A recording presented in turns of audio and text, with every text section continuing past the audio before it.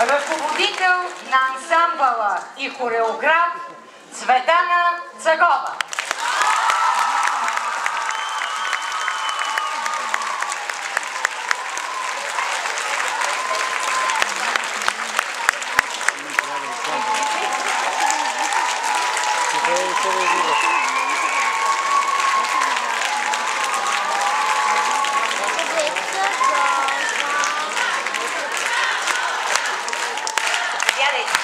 Ансамбъл Миладина, заповядайте.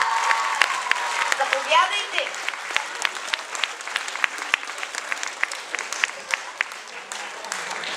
Благодаря ви за горещите аплодисменти.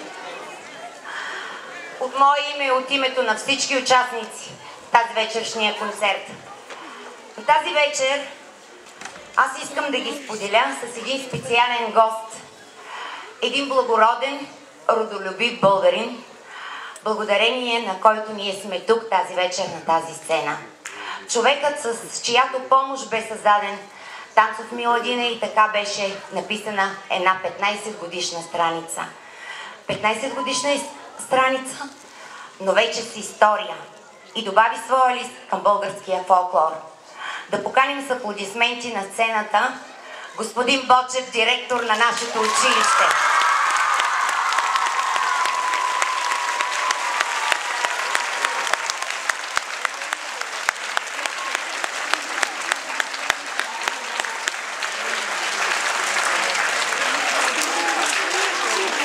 Скъпи гости, уважаеми родители, убедихте ли се за седем път, че най-талантливите, най-красивите, най-интелигентните, най-можещите, най-знаещите, най-емоционалните деца са възпитаници, бивши, настоящи и бъдещи на основно училище братя Миладинови.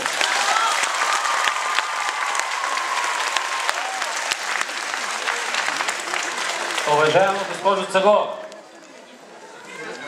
госпожо Цагова, къде са скрипки? Вие сте човека, на когото тази вечер трябва да направим нисък поклон за труда, който положихте през тези 15 години.